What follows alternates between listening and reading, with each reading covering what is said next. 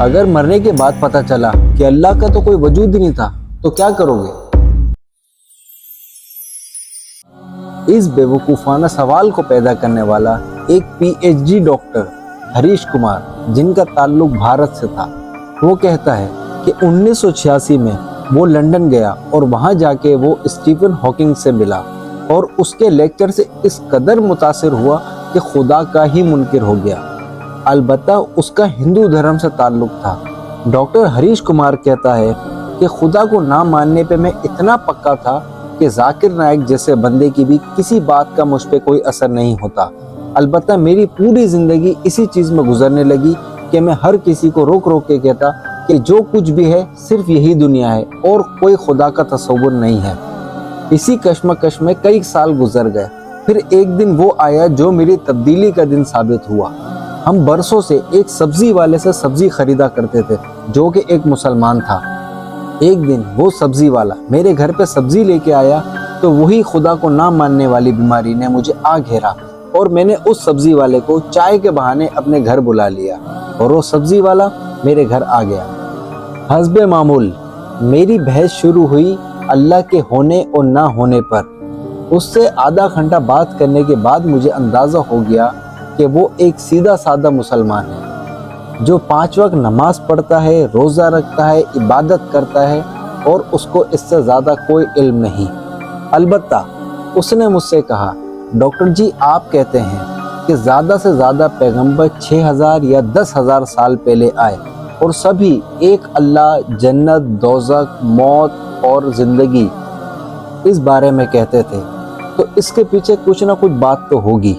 اب جیسے کہ آپ اللہ کو نہیں مانتے اور میں اللہ کو مانتا ہوں، مجھے اس بات پر یقین ہے کہ اللہ کا وجود ہے اور یہ میرے ایمان کا حصہ بھی ہے۔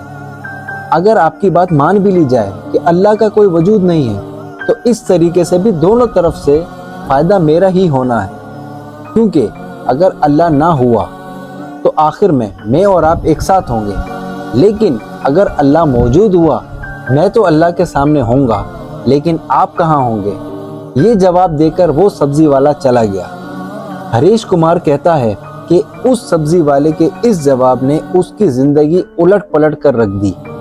ساری زندگی جس چیز کا وہ انکار کر رہا تھا اور ایک سبزی والے کے ایک جملے نے اس کو جھنجھوڑ کے رکھ دیا۔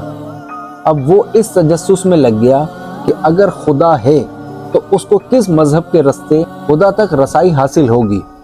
البتہ وہ تمام مذاہب کی کتابیں پڑھنے لگا اور آخرکار اس کا سفر قرآن شریف پر آ کر ختم ہوا، کیونکہ قرآن شریف واحد وہ کتاب ہے جس میں 1400 سال سے ایک زیر زبر پیش کا بھی فرق نہیں آیا، لیکن وہ اس معاملے میں بھی ڈگمگایا رہا۔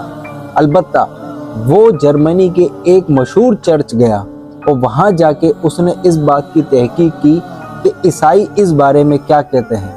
اس کی حیرانگی کا ٹھکانہ نہ رہا کہ جب ایک عیسائی پادری نے اس بات کی تحقیق کی کہ ہاں قرآن مجید 1400 سال سے جس حالت میں تھا اسی حالت میں موجود ہے اور تا قیامت اسی حالت میں رہے گا۔ یہ بات کہتے ہی ہریش کمار نے کہا کہ پہلے میں خدا کا منکر تھا اور اب میں اللہ کا بندہ ہوں، اور وہ بھی صرف ایک سبزی فروش کی وجہ سے۔ آج 15 سال ہو گئے ہیں اور میرا نام عبدالاحد ہے، اور عبدالاحد ہونے کی وجہ یہ ہے کہ میرے اس سبزی والے کا نام عبدالاحد تھا۔ میں زندگی میں دوبارہ اس سبزی والے سے مل نہ سکا، لیکن اس کا نام ہمیشہ میرے نام کے ساتھ رہے گا۔ میرے اسلام قبول کرنے کے بعد الحمدللہ میرے پورے گھر نے اسلام قبول کر لیا اور آج ہم سب مسلمان ہیں۔